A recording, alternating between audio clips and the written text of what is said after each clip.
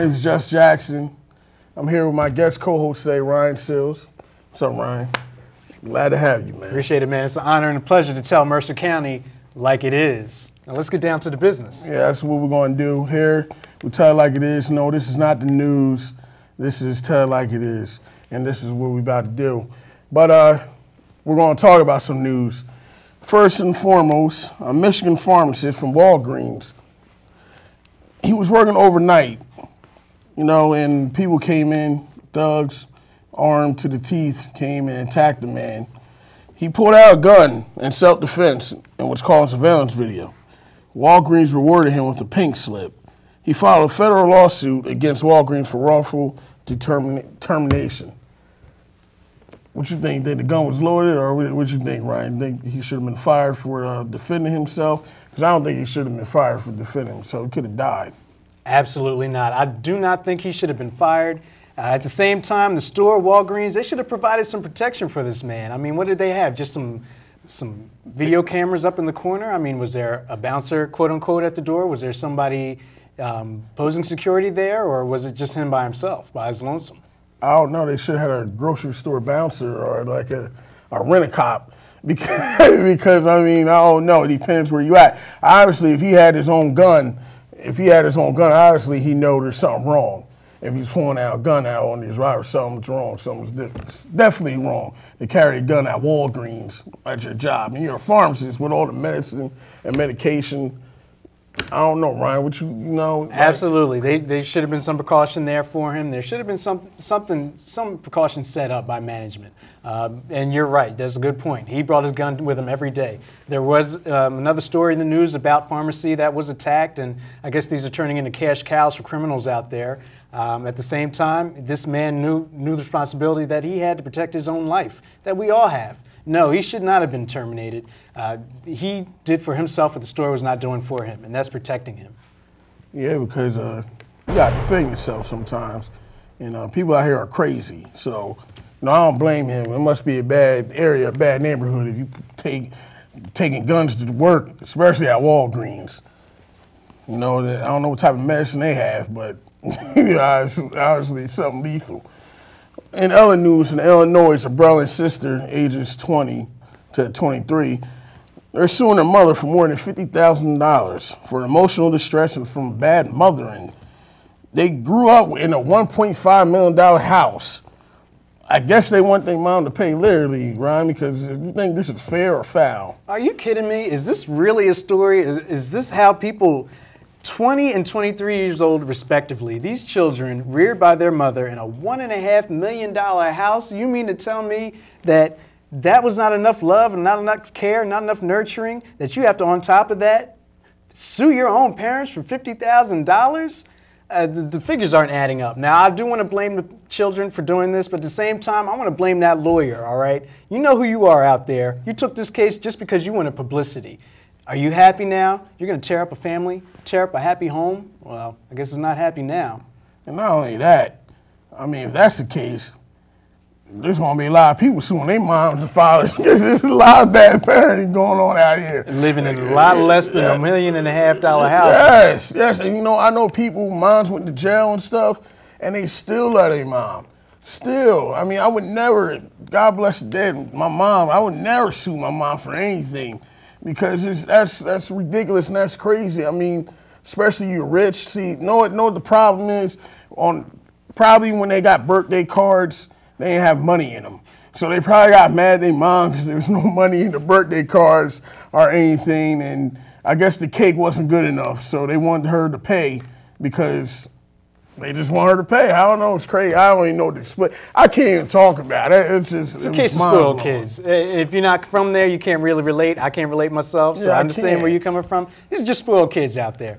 Hey, they're gonna learn their lesson. This case is gonna fall through the cracks. It's not gonna pan out. Yeah, I hope it doesn't pan out, and I hope the mom don't pay out because I wouldn't even give my kids nothing. I wish you would sue me. That's crazy. And the lawyers, that's how you know lawyers is devious. Because if you take a case with kids suing their mom, that's wild. That means they'll sue their own mom and steal from their mom or something. I don't know. And in other news, Ryan, a 28-year-old teacher, her name was Pamela Salton, fell from her cliff, broke her leg in Portland, Oregon. She was in the wilderness. She survived for 4 days, eating bugs and slugs. She said she couldn't believe, she didn't think she had the survival skills that was in her. She scooted for a mile and a half to a river, and then eventually they found her by the river. It was smart for her to scoot out there with a broken leg, but I don't know, Ryan, what you think? You could have done something like this, or you think, she should be proud of herself? My hat is off to Pamela. My heart goes out to her. She definitely is a hero in my book. She saved her own life. She is a survivor, all right? If you're out there for, how many days was that? Was 3 days? 4 days. 3 to 4 3 whole nights. days. 3 nights. There's and no 4 food days. out there, no McDonald's, no Burger King, none of these luxuries that we come to take for granted. She's out there alone. Her body is telling her, I've got to eat something or I'm going to die. I'm going down out here. Pamela, my heart is out to you. Hats off to you for knowing what to do in that situation.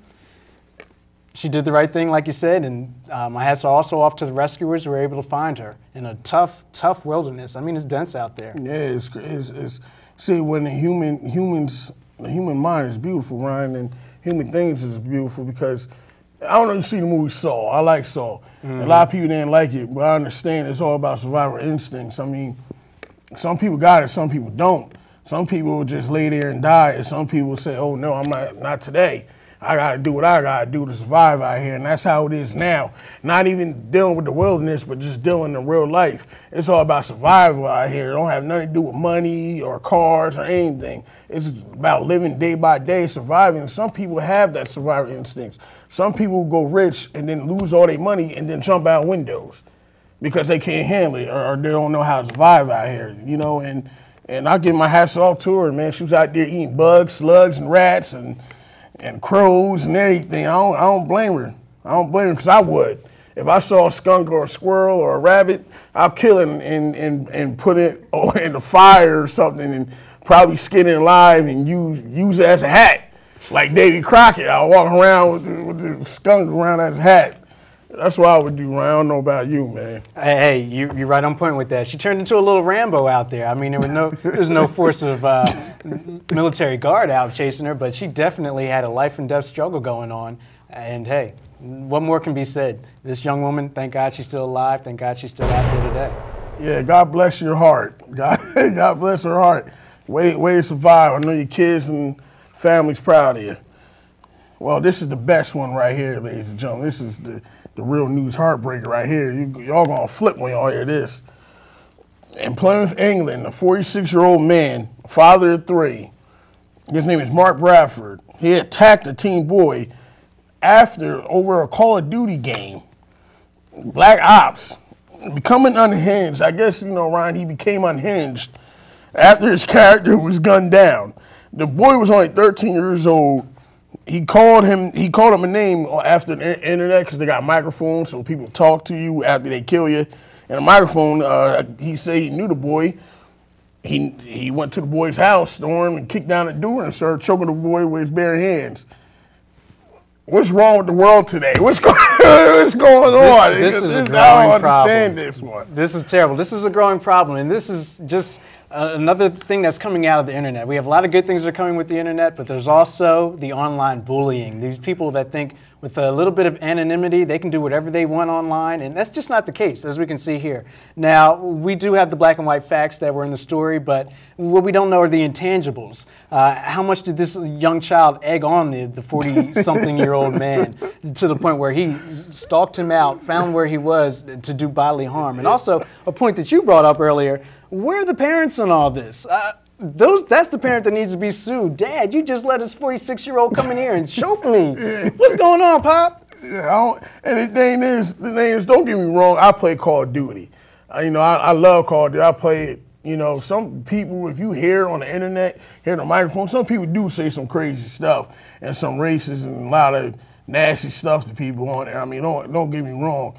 And see, when you play Call of Duty, a lot of guys think they tough with a fake gun. Mm-hmm. Kids and everything. But I'm not going to go to somebody's house. There's a couple of people I play with now. I know that probably say it. I'm not going to go to a kid's house, kick down the door, and start choking people over a video game. My life is more important than that. I mean, you got a lot of video game junkies out here, like heroin. They go out here and They get crazy off these video games, man. And if that is you out there, you're an internet bully, there's a name for you. You're a thumb thug.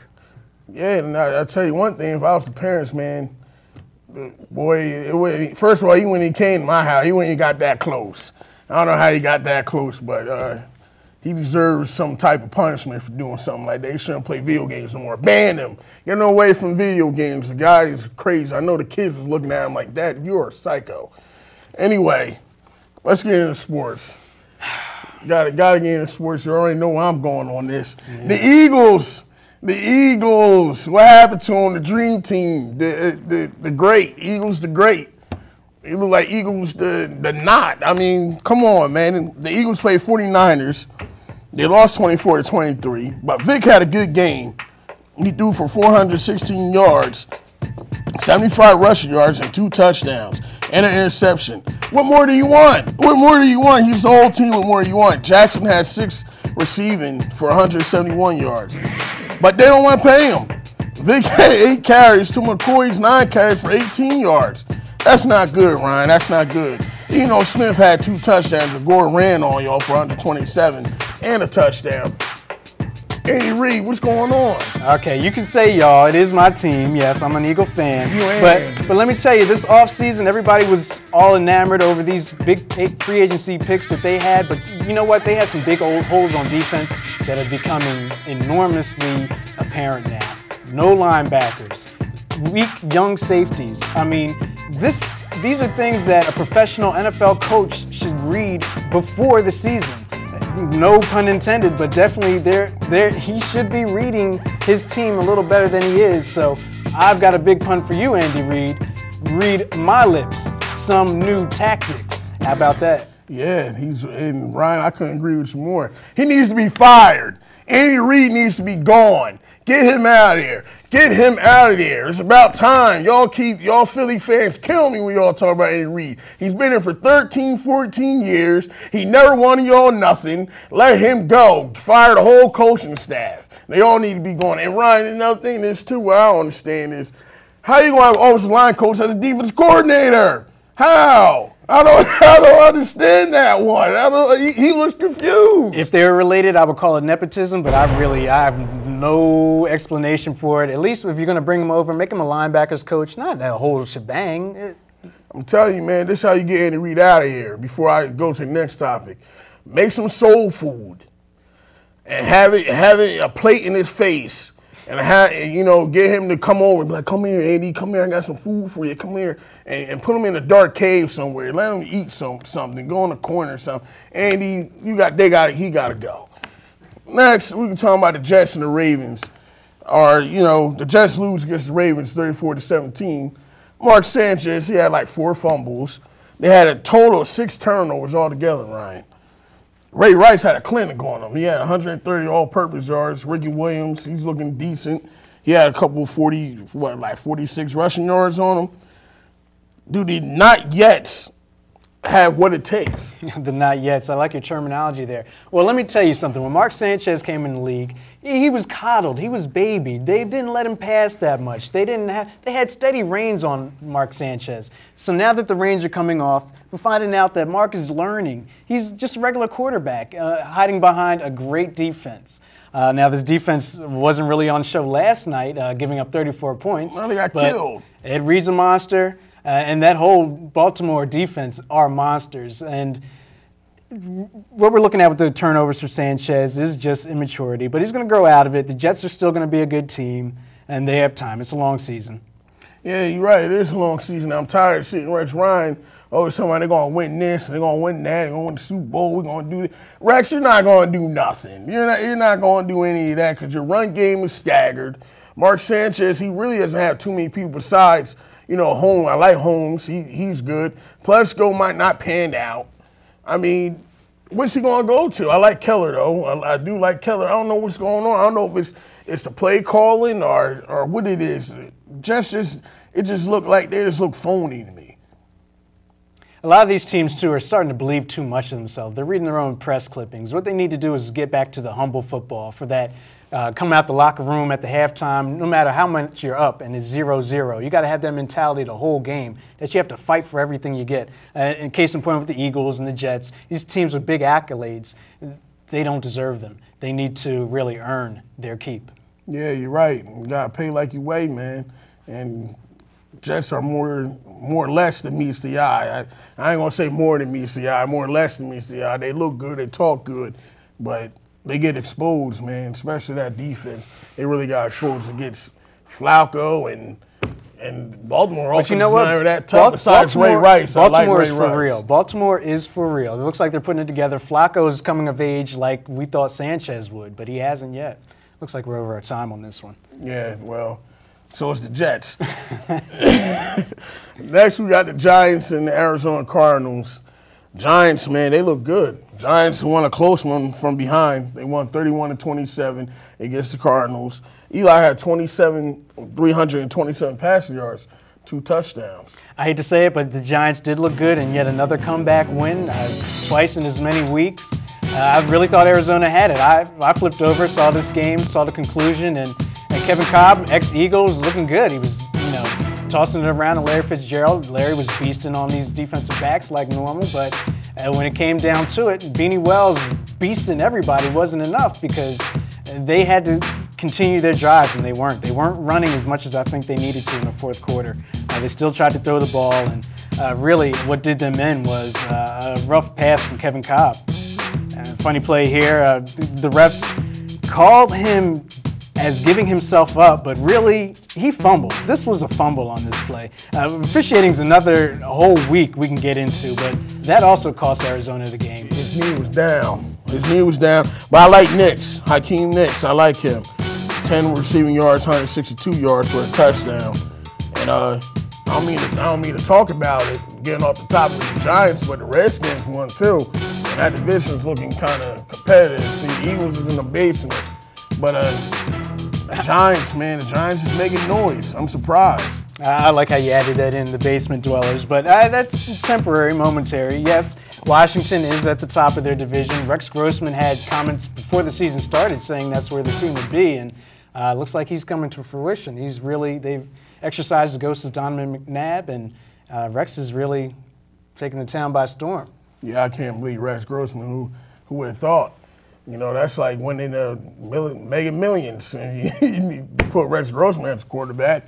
But Giants, they look good, man. For being a team that has a lot of injuries, they don't even have a full team yet. And they're winning football games. That should tell you something, Ryan.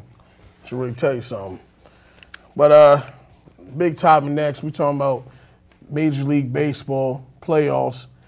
You got the Yankees and the Tigers, Rangers and the Rays. You got the Phillies and the Cardinals. All their series are tied 1-1 apiece.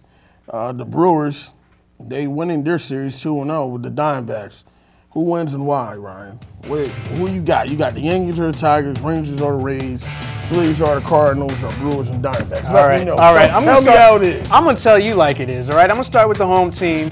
Philly, I like you, all right? I like you a lot. All right, they were in this position before a couple years ago, going to Colorado with the series tied at 1. Everybody was worried about the Colorado's vaunted offense, but hey, we got Chooch behind the plate. He made a great play the other night, saving a run. And hey, I know they did lose 5-4, but the Phillies, I got you, all right?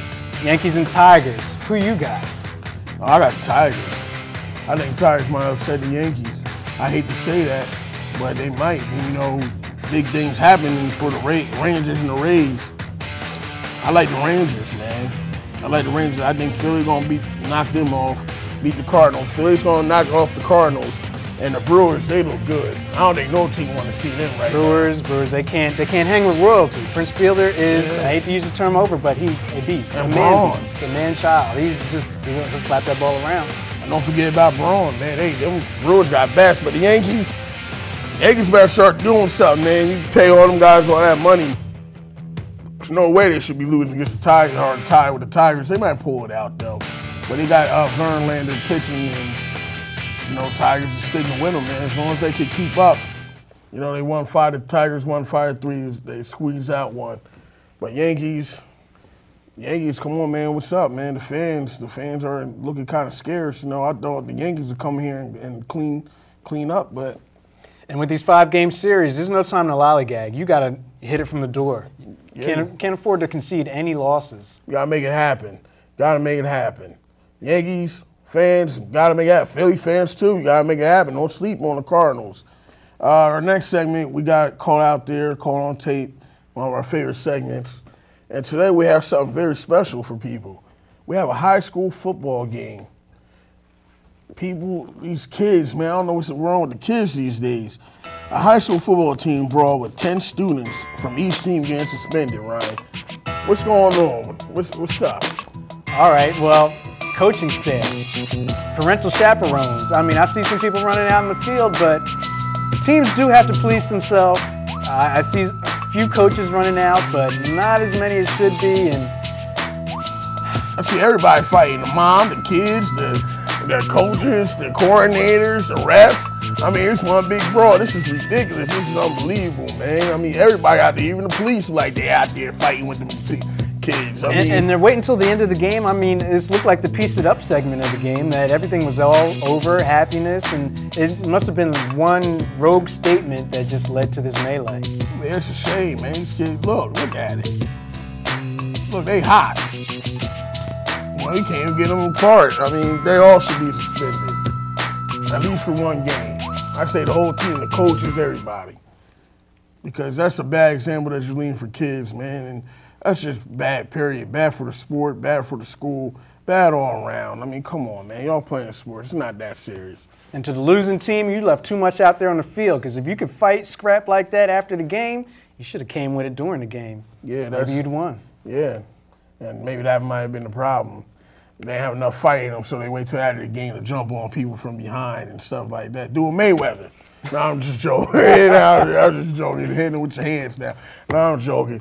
Right now, next subject that we have is, I guess, take it to people, man. We go around here. Maybe one day we'll come to your spot, or hopefully we'll see you, and we're going to try to go to establishments, Ryan, and different sites and different people, deal with different people. That's right. Be on the lookout. Out in public, I know I'm pointing at you a lot, but I'm talking to you. When you're out in public, we may be coming to your town, to your area. You go see a movie, you come out the theater. We might want to know how you thought it was. So be on the lookout. We take it to the streets, and let's take on this segment. Yeah, we don't disappoint nobody.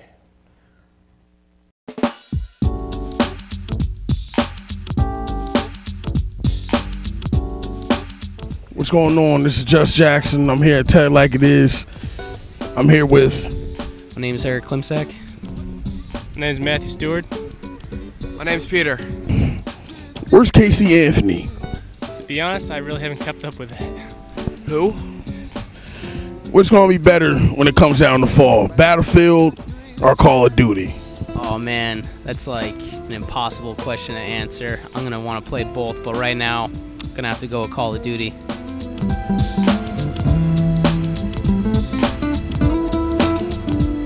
Is Frisbee's good exercising or is it hard doing this? Talk to me, tell me. Frisbee's very easy, actually. All you need is a disc and a little enthusiasm, a little laughter, excitement, dreams, and it's all put together and you have fun.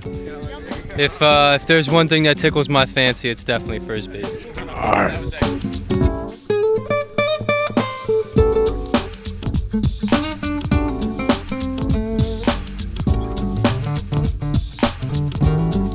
What you think about the NBA lockout, man? Because this hurts my heart, man. NBA lockout, man, it's bad for everybody. Kids in the community. Kids look up to Kobe, idols, LeBron, all that, man. We ain't gonna have the money. It's bad for the economy, for the game. Like Dwayne Wade said, man, we need that in our lives, man. It just makes everything better. Like football makes everything better, I think it's racist and selfish. Personally, I do. Hey, he had the right to his opinion. I don't even know what to tell you about the lockout. I just have no comments on it. Follow me on Twitter at Blizzy with 2 Y's. All right, well, Jess, how's the food? How's the food in here? I really only eat the fries and the chicken tenders. I've had the chicken nuggets before, but they're not that good.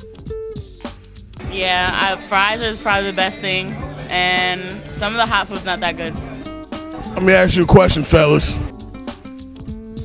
What's so good about YouTube, and what's your favorite download on YouTube that you can watch every day? My favorite channel is probably Ray William Johnson. It's awesome. Should watch him. I'd have to go with the same thing, Ray William Johnson. And I think my favorite part about YouTube is the fact that it's all free and the users can upload pretty much whatever they want. I'd say my favorite part about YouTube is I just use it for music, actually. I'm playing video games on my computer. I just put on music.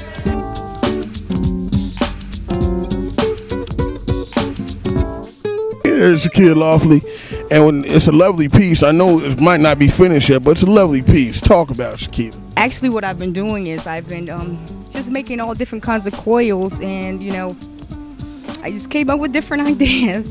Nothing fancy or anything, just different ideas I came up with. I got my man. I'm here with my man Ron. Hi, I'm Ron LeMahieu. Ron, what you doing over here, Ron? Talk to me. I pressed in a wasp's nest that I sprayed to harden it so it would be able to be pressed into the clay. So those are the patterns that I put on each one of these little petals, if you will. And keep up the good work. Here every day, having fun. That's what it's all about, having fun.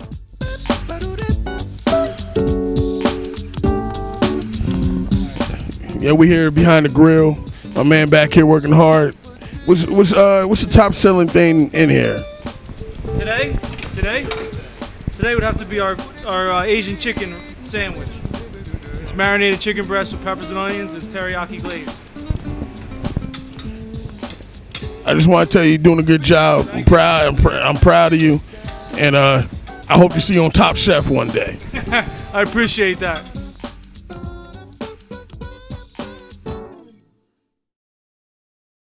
Take it to the streets. Yes, let's take it to the people. Like I said, we'll be to a site near you. You never know when we might pop up on you, your establishment. We might run up on you, and that's what it is. Take it to the people. And that's what we're here for. It's all about the people and everybody else. Last but not least, my favorite part of the show, the rant, straight from the heart, straight to my heart. I gotta do this. I gotta do this. It's all you. I need a close-up. I need a close-up on this. I need a close-up, please. Please get a close-up on this. Detroit Lions, right here, Detroit Lions. Yes, there you go. 4-0. 4-0, baby, 4-0. First time since I was born. I've been a true fan, always been a fan of the sport. No matter what, I don't jump from team to team like certain people do. I'm a real fan. And I've been with them, Ryan. I've been with them all my life. And now I finally got some, just due. Lions create turnovers, man. We got Sue on that D-line. You got Sue, you got Corey Williams, Van der Bosch.